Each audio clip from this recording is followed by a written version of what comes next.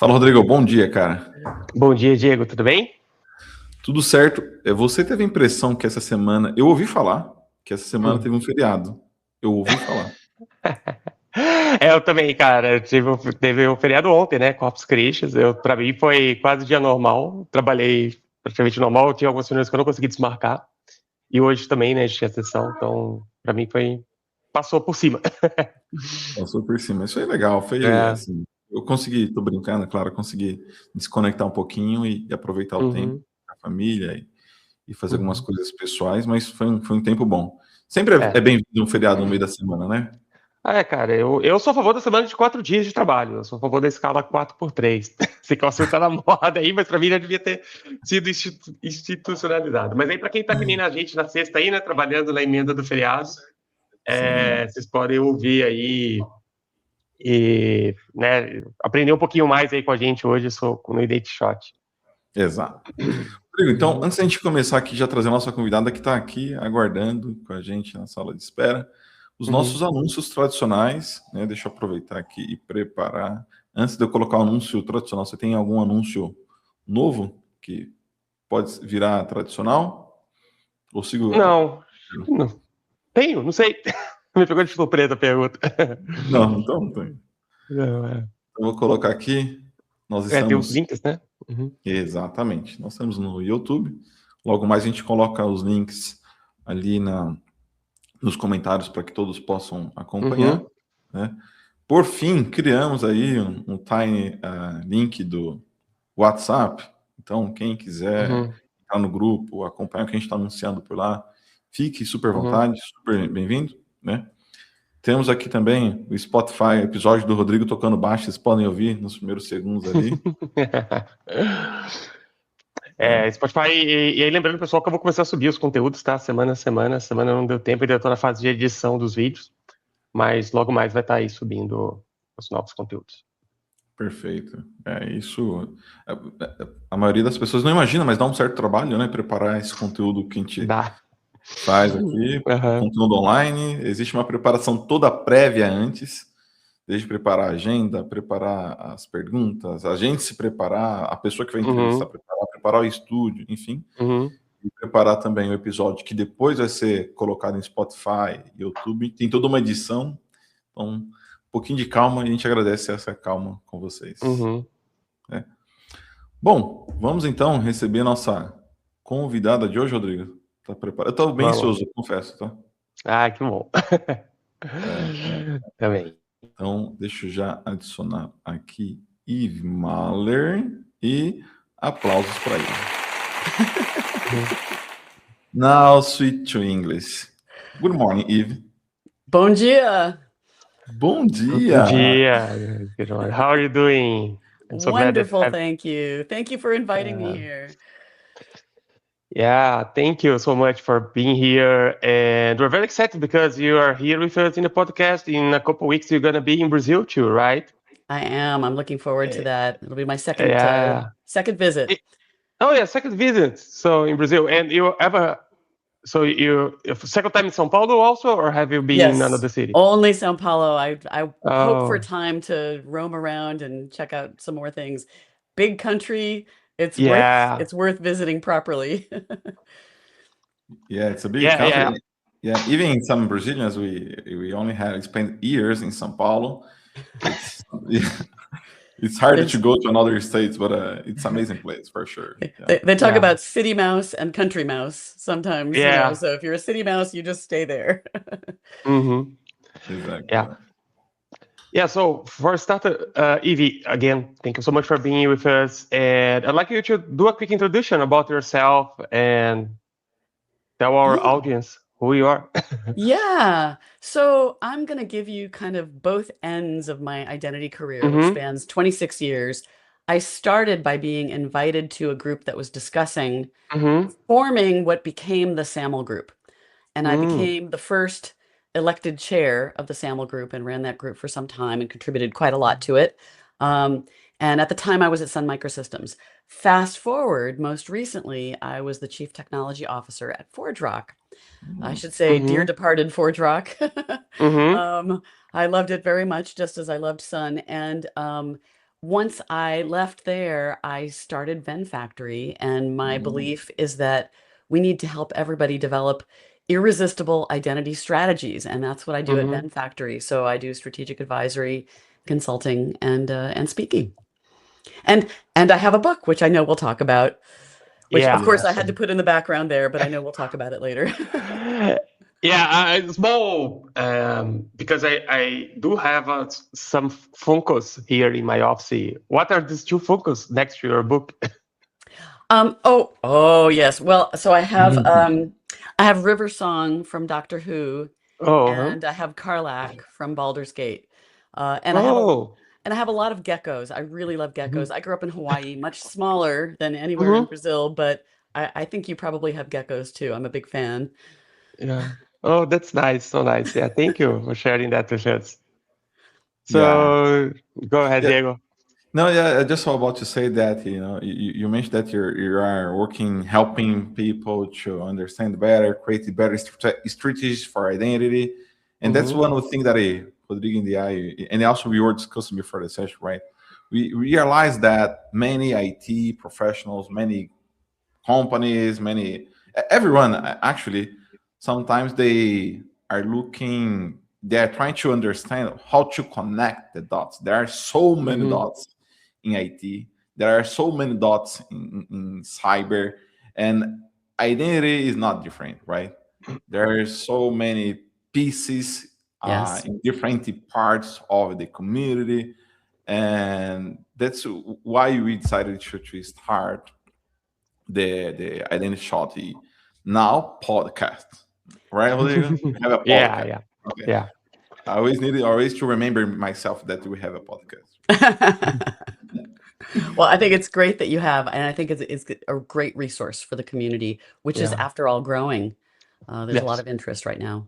It is growing, yeah, and also you're getting feedback all the time, every week, suggesting new topics, which is amazing. So please, Mm-hmm. guys, keeping sharing with us. It's helped a lot to design the next episode. So the starting from the very first question, Okay. beside your introducer, Mm-hmm.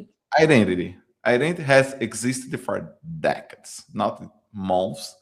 Identity is hype right now, but identity was here like 20, 30 years ago, maybe. Who do you think, why do you think that so many IT executives see identity as a IT problem instead of business problem or business enabler? What your perspective on that? Yeah, you're right that really happens. So we are familiar in IT and within our companies with the need to identify people Mhm. and things, many different kinds of things. And the problem is that we need to identify them for many reasons, not just one. So, in Mastering Digital Identity, in my book, I organize these under they all start with the letter P. So, Mhm. protection has always been the first goal that we hear about. But there's also personalization. There's Mhm. payment, supporting payment, and there's what people want out of systems, what human beings want out of systems. And here's the thing, there's a hidden fifth P, productivity. And oftentimes identity lives in IT properly versus, say, under the CISO, under Mm-hmm. security. And I want to give the login box as kind of the perfect example of how it usually goes in an enterprise. Mm-hmm. We think of the login box, we think of passwords, which are, many decades old, way older than the identity concept. We think of them as being about security protection.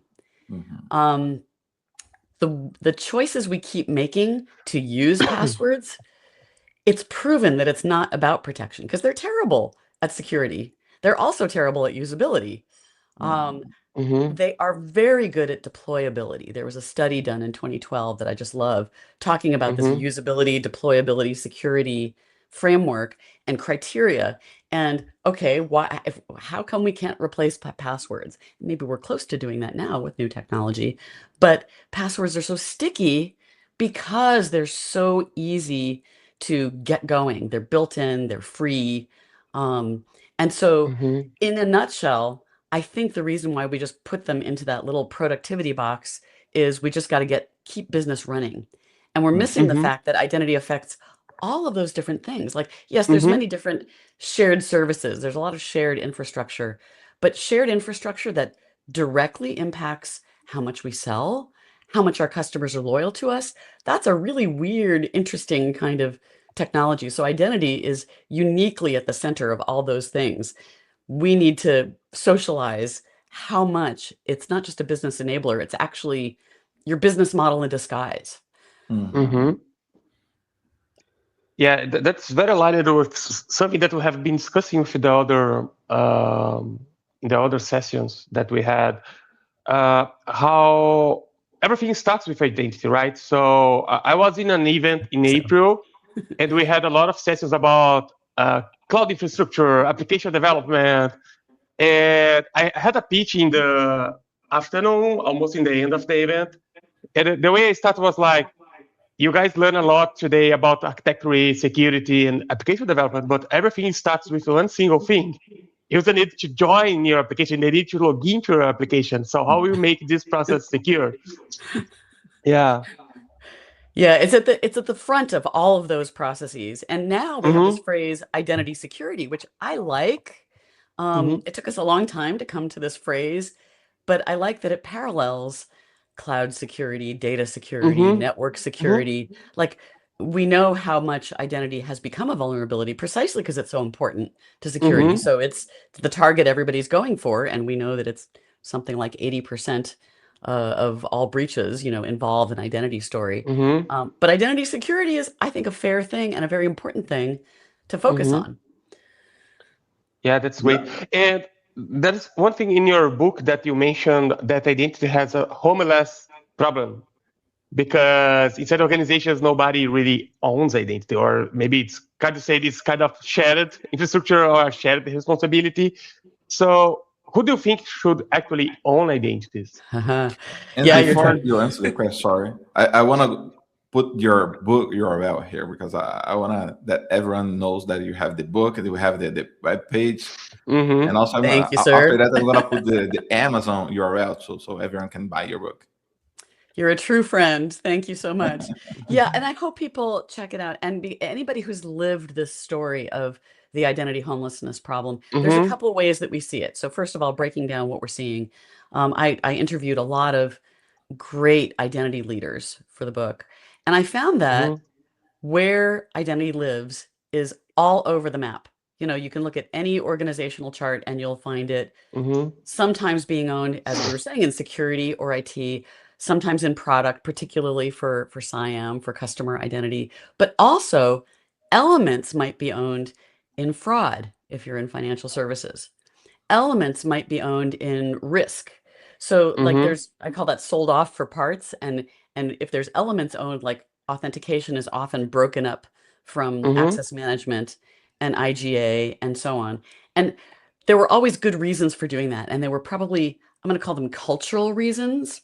So you had a history of mergers and acquisitions. Your company is 140 years old and you make tractors, and you just have a certain way of looking at the world, and you have a certain way of making money. And I don't want to tell anybody where to place the function. I do advocate that it be unified as much as possible. And I don't have a problem with customer versus workforce, because different populations use the same technologies largely, but for different purposes. And those two can coordinate if it's broken up that way. But beyond that, I think it's a little bit too presumptuous to say, well, it's always got to live in IT, or you have a history of making a shared product function for all of your products. Like, it has to work for you. But I do think it has to be up-leveled and made into a strategic role. So in the book, I talk about the chief identity officer idea. I've never met one, by the way. I've been totally agree with you, by the way, about this position. Okay. Oh, interesting. I do like that people pronounce it Cheeto, and Okay. I Cheeto. looked it up, and in Brazil, it's not We- pronounced Cheeto. The snack is Cheeto, right? Yeah, Cheeto. Yeah, Yeah. yeah, yeah, So yeah. it's not as funny, I think, in Brazil as it might be in maybe We also have, other. yeah, we also heard another term to the same position, which is CISO, CISO, but a Chief Identity Security Officer. Oh, that's not confusing or anything. Yeah, that's super confusing. I mean, if it rises someday to the level of chief, like I've seen chief Mhm. AI officers now, and I get it because AI is similarly multi-impactful across the organization, and there's going to be sort of the below the water kind of productivity things you do with it, and above the water all those other functions. So I don't say it necessarily wants to be at the C-suite table, just like CISOs, real CISOs today, information security are often given a chief title, but they're not actually senior executives most of the time. So I'd rather not have false chiefhood bestowed upon an identity person. What I want is empowerment and understanding of all the things that it impacts. So that's where, like, you want to turn it from the turf war conversation into understanding all the parts of the business that it touches and accepting no compromises and making it improve all of those areas at once. And that's a tough challenge, but with today's technology, I think it's entirely possible. Yeah, yeah. Yeah. You usually see many C levels in organizations really concerned about the tools, like, do I have the properly CIM solution? Do I have the properly workforce solution to provide better access, authentication, authorization to my employees? Maybe yeah, maybe not, But one thing that you mention in your book, like is something. Meanwhile, many people they are talking about authentication, authorization. You talk about trust. How do you see this trust, uh, in place in the companies? Meanwhile, many people they are so concerned in tools only. How to create trust, how to develop a trust journey, how to develop a trust roadmap, if that's possible, instead only focus on only tools. Yeah. I mean, focusing only on tools is obviously a worst practice, if you will. And you might notice that I didn't talk in my book at all about sort of vendor selection or even deciding between, buying from a vendor versus building yourself. And it used to be that building yourself was another worst practice, but in the age of AI, some things are coming in-house in a more reasonable way. So there's a kind of floating back and forth between that equation. I don't want to talk about technology selection. I do want to talk about the consequences, the why of why we do this. And I think trust is an important word. And some people have said, I read your book and I really agree that we need a chief trust officer. And I didn't say that. I think an organization that actually non-ironically takes on that kind of seriousness around trust may have a chance of improving trust and trustworthiness. But the subtle challenges have to do with the way businesses really make money, like what really is growing the bottom line, and oftentimes it's data monetization. So I do talk about this in the book. So identity professionals take pride in contributing to the security and to the privacy of all the people whose digital lives are being managed or digital work lives are being managed. But if they don't know that what marketing is doing and what product is doing with all that data monetization, personal data monetization, they don't have a chance of improving trust, improving privacy, and possibly improving security. They need to be aware of what's going on there because it's deliberate.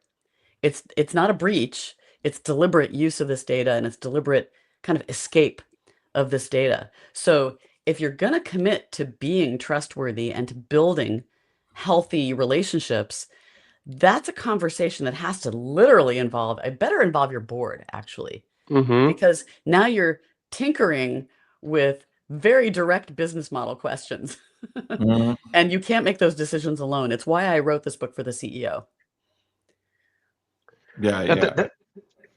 Go ahead. Yeah, I'm really thinking about what they're saying, like, because one thing that we discuss a lot today, it's like if you think about social media, like how they use your data, right?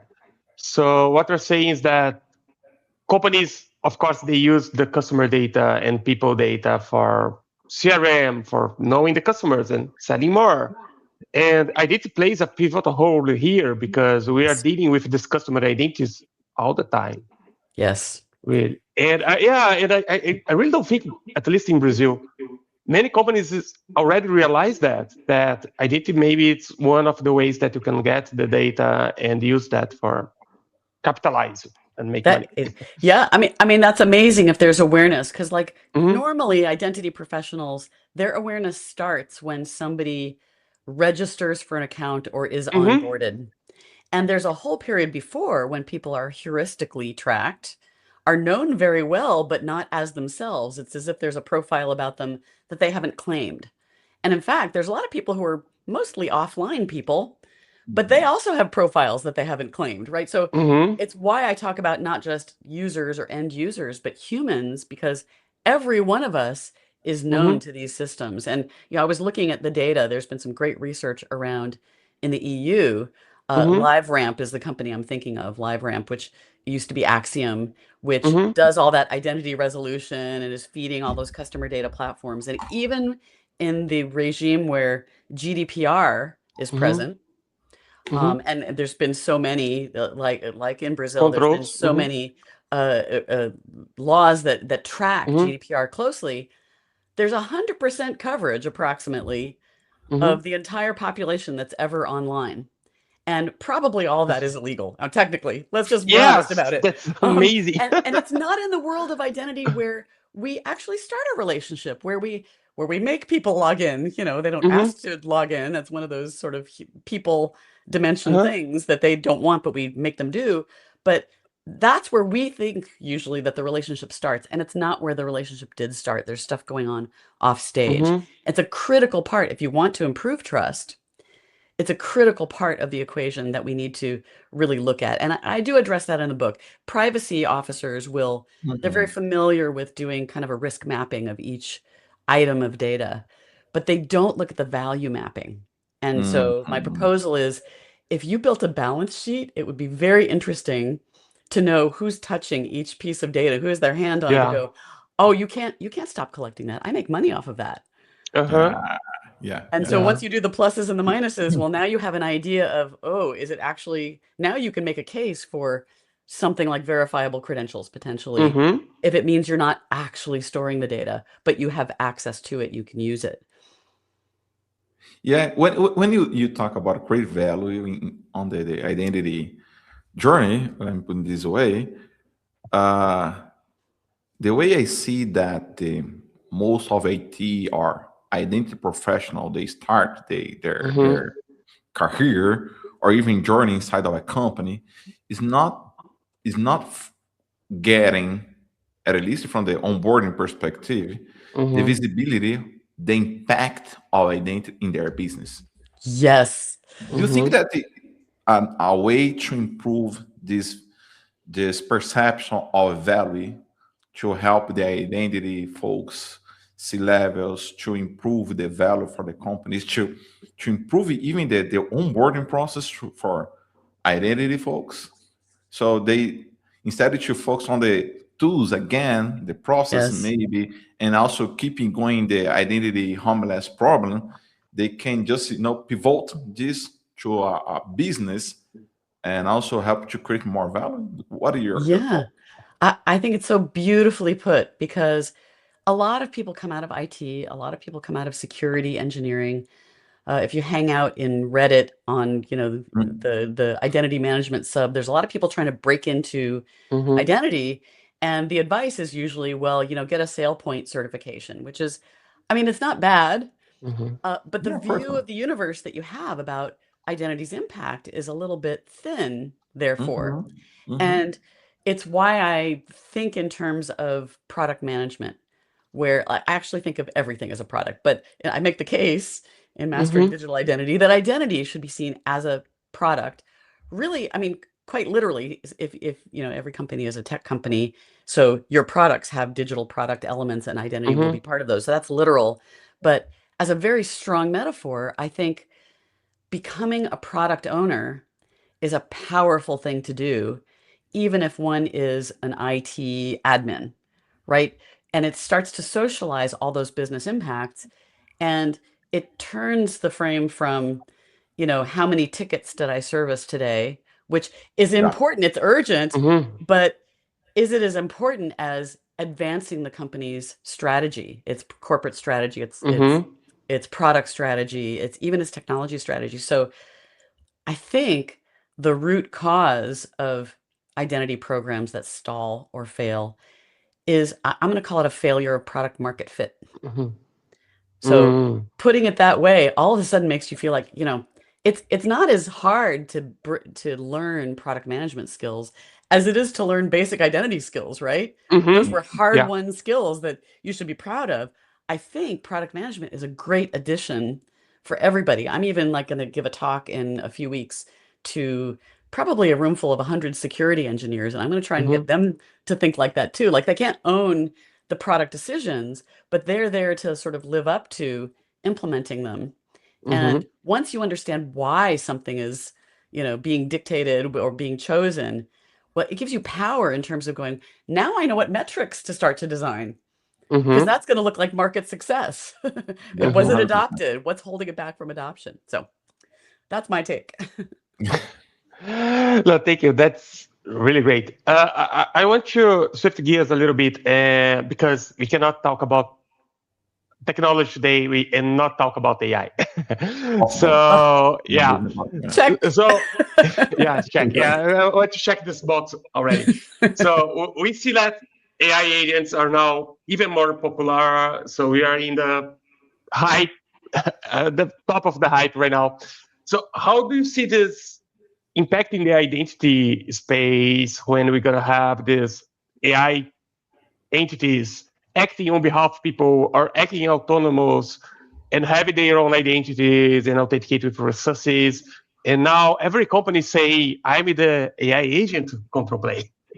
So how do you see that impacting the going forward? It's just a fad. I don't think it's going to impact it at all. No, I'm just kidding. Yeah, clearly there's started to be a very deep awareness among identity people. And because identity people are bringing it to the AI people, they've started to get an awareness. I think the business is not fully aware yet of the impact. The way I think of it, I think in terms of Venn diagrams. That's why I called my company Venn Factory.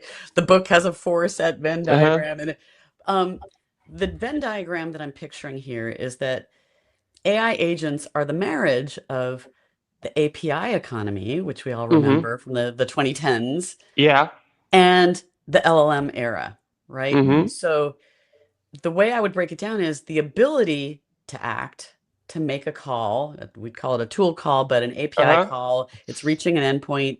It's doing a job. That comes from software. It comes from, like, we can talk about the OAuth stack. We're very familiar with that kind of thing. But the actions come from human mimicry. So if you look at, sort of client apps versus humans, AI agents are in the middle in that precise way. And so the challenge is, I would say the conversation among the practitioners is becoming fairly sophisticated. We know to talk about delegation and on behalf of, and the same arguments we were having about let's get rid of API keys 15 years ago are still applicable. And that's what NHI conversations, non-human identity conversations, have sort of, become the new version of. And in the AI agent context, the thing that I would say is additional to that NHI conversation is now we're talking about not just human mimicry, which means creativity, but also much more ephemeral apps. So, and that's where, luckily for us, the workload identity conversation was bubbling along for the last 3-4 years and starting to get more mature.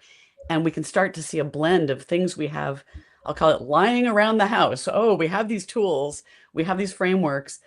I'm of the belief that we can use the kind of tools that we already have and modify them and profile them and extend them in relatively minor ways, for the most part, to solve this new challenge. The part about the human mimicry and the creativity adds something new that we have not talked about much until very recently, which is the intent question. So the intent that you have in asking an agent to do something is not the same thing as the things you want to authorize it to do. It's more akin to the privacy concept of purpose of use, the reason that the thing is being done, the why, and that's requiring some novel invention. I'm gonna bring more complexity to this topic. Sorry. Even more complexity. Rodrigo, Rodrigo start with a tough question, but I'm gonna keep going, bringing the context of the deep fakes, synthetic identities, AI impersonation, all these stuffs are becoming mainstreams right now. So are we entering in a world that authentication alone and also authorization, all these pieces together can affect the trust layer? How do you see that? Yeah, it's funny because like deep fakes and synthetic identities have gotten such a boost. They've gotten automated and scaled because they're applications of AI for threat actor purposes. Exactly. And so we are asking the question quite openly now about, applications of AI for battling threat actors, which is great. I believe authentication alone was never enough to establish trust. And it's why I sort of complain. I guess I'm not alone now. Everybody's complaining about identity as the new perimeter. In the book, I explain why I'm not a fan of that phrase. We've been saying it for, I think it's 18 years. I looked at Google Trends to see when people started searching it. So the word new, for starters, should be struck from the phrase. But authentication alone is about signals. It's giving you signals to make a decision. And the big kind of decision making that we've been focusing on for a long time is authorization. In fact, if you think about the 4 Ps that I brought up, there are other decisions that need to be made, like upsell, cross-sell, transaction integrity, counterparty risk, all kinds of things, user loyalty. So those signals, when passwords started to be, compromised through rainbow tables and other things, and now they're like thoroughly compromised, we should have admitted it's not just a binary thing. Oh, we check the password, they're in or they're out. It's a heuristic confidence percentage on how compromised the password was. So the password long ago was not even, a yes/no thing. The decision making is where I'm way more excited, and I've been more excited for a long time. It's why I worked on the standard user managed access, which is kind of a system of engagement for authorization so that Alice can decide to share with Bob. So it's kind of like authorization policy for humans. So establishing trust, whether it's between a big company and a person, or between 2 companies, or between a person and the AI agent they're trying to use, or between Alice and Bob, as we call them in security, like decision making is the thing we have to make easier to do. And the reason it's hard is because every application does different things. So decision making has different semantics. It's just harder. It's at least 10 times harder.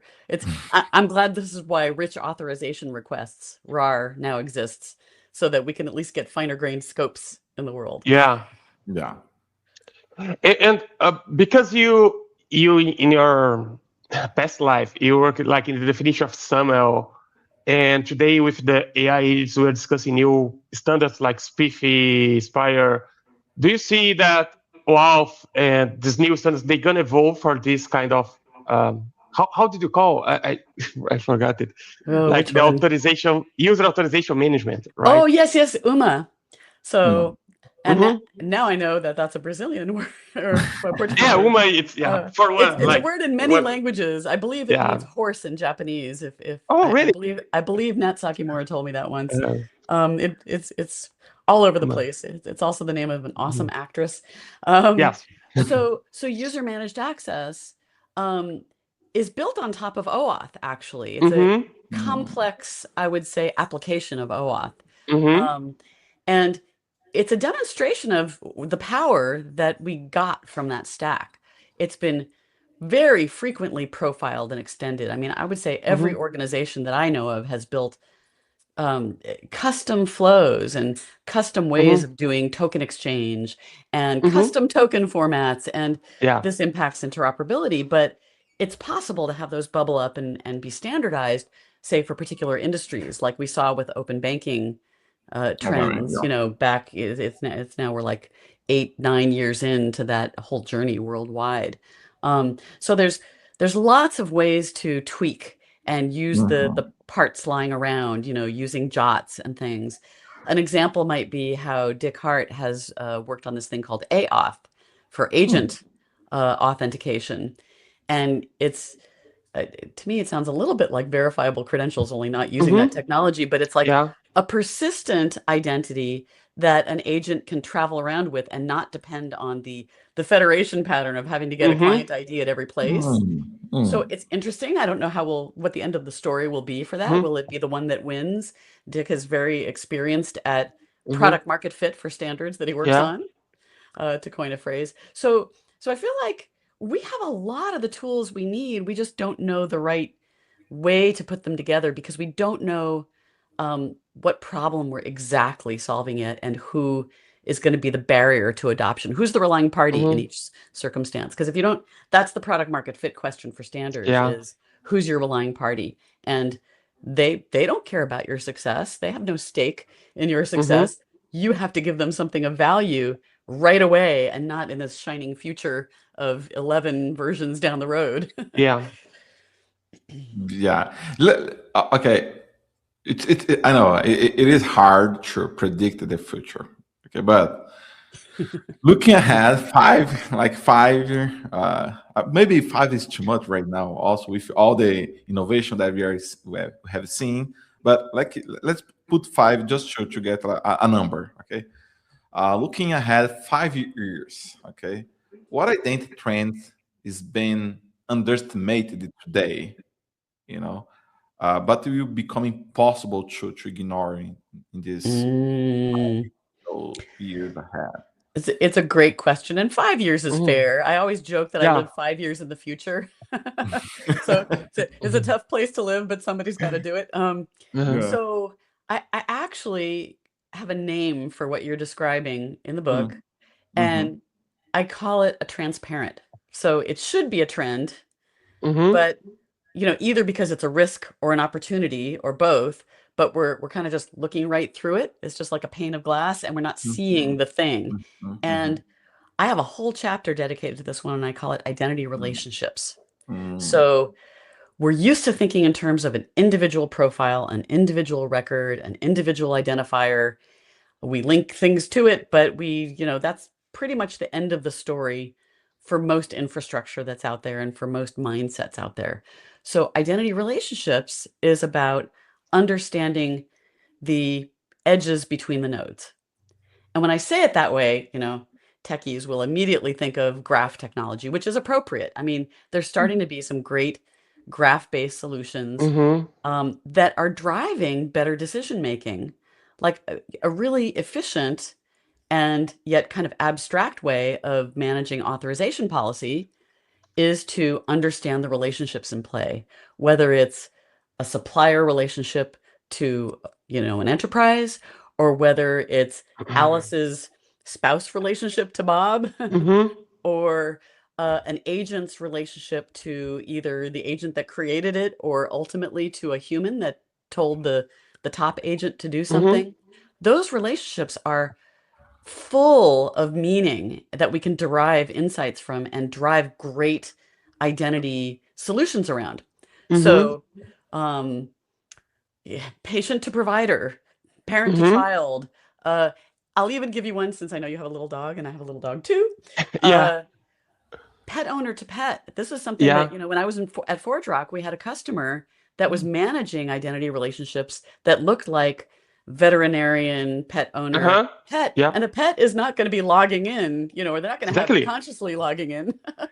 But identifying them, some people will chip their pets, is a thing. So the power of not just leveraging those relationships for things like understanding authorization, but leveraging them even for authentication and even for account recovery, like crowdsourcing.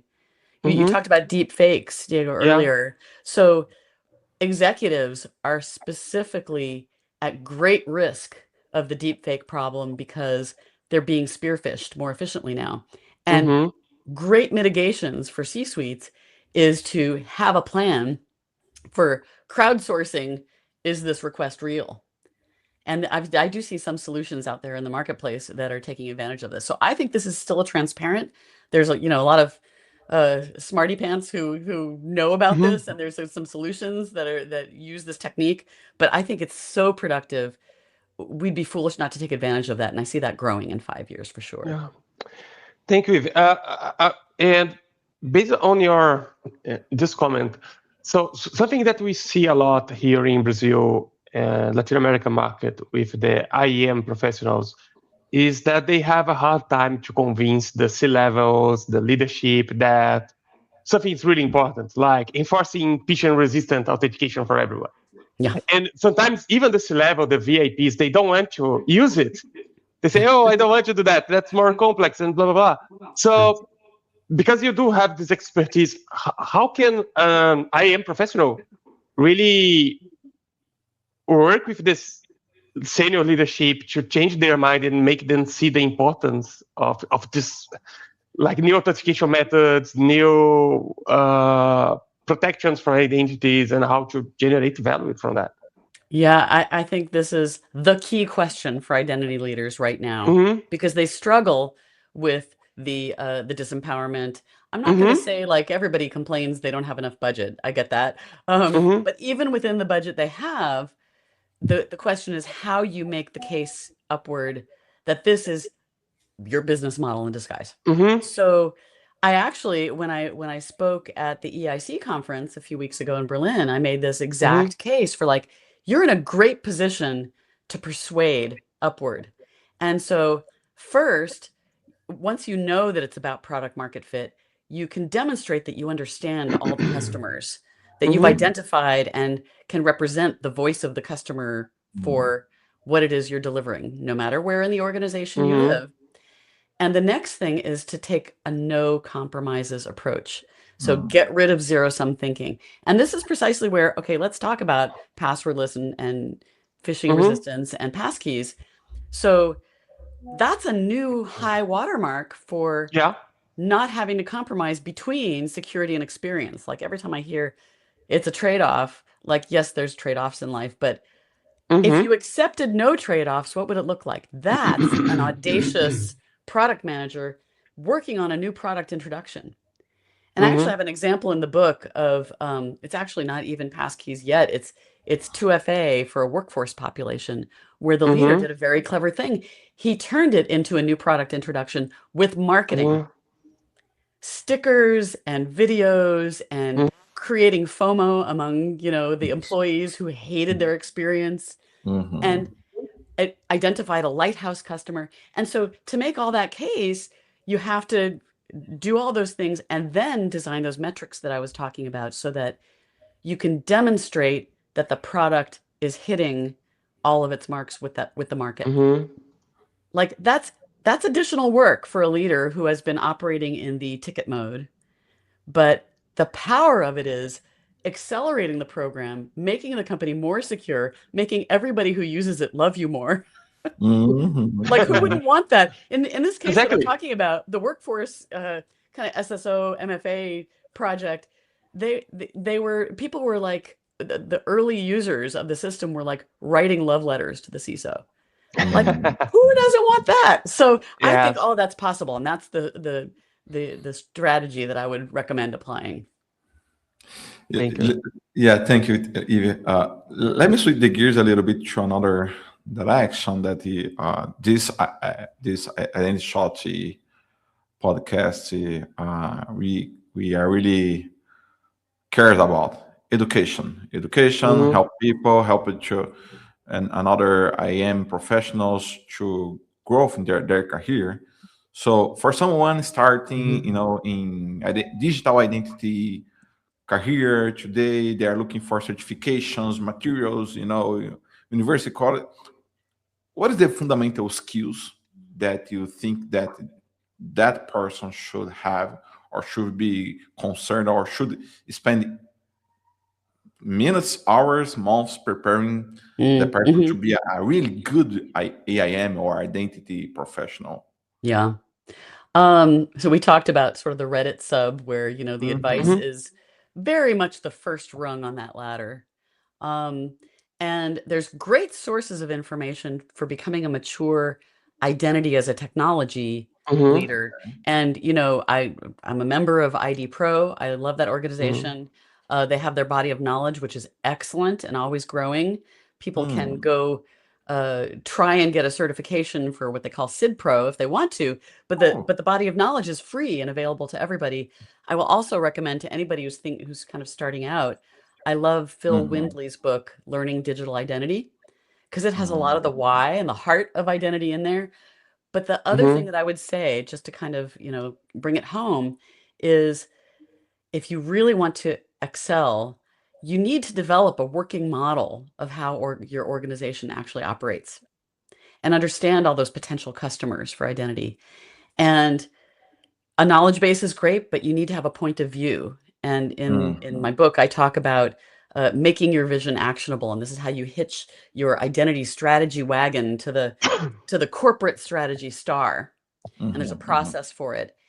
And then you do need to learn to communicate at altitude. You need to communicate upward in the language that frankly needs to become board relevant. That's all the way. You may not have a chance to be right in front of the board, but you may be in the position of informing somebody who does that. So that's my advice. Awesome. Thank you so much. Rodrigo? Yeah, I think we're going to the final piece. So, and based on your experience, I want to close with some kind of advice for our audience, because as you say, one of our first goal was to empower the community to really build successful careers in identity and access management. So, what would be your advice for the professionals from what separate a long and successful career instead of only people who, I don't know, focus on a specific product, like you said, like an ADP or something?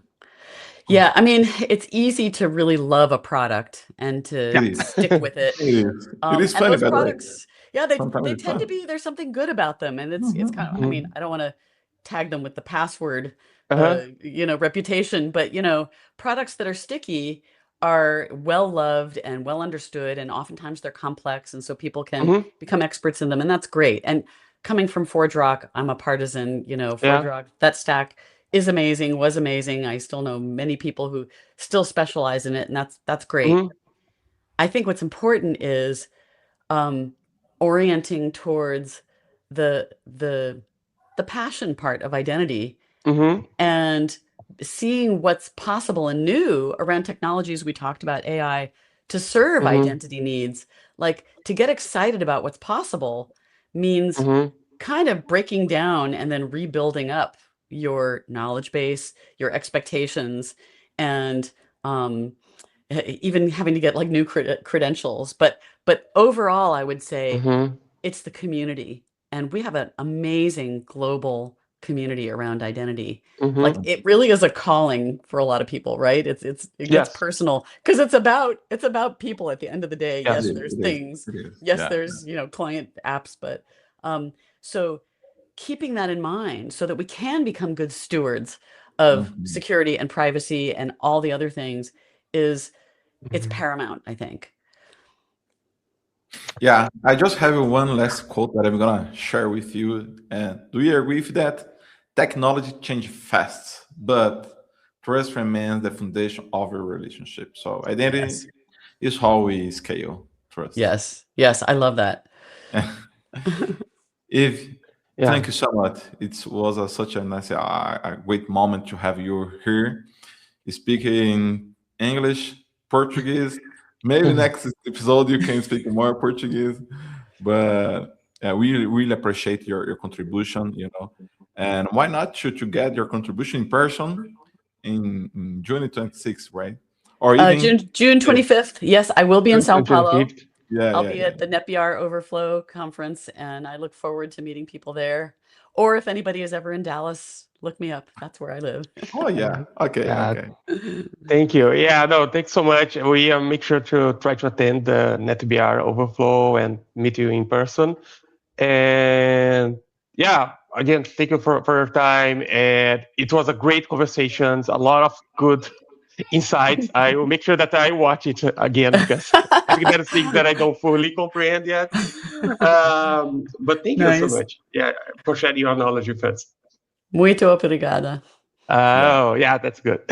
Thank you. Thank you so much, guys. Have a nice weekend ahead. Today is Friday. Yeah, I mean, we are recording this episode on Friday, right? So, but yeah, Eve, thank you so much again. Take care. Bye-bye. A good weekend. Bye-bye. Bye-bye.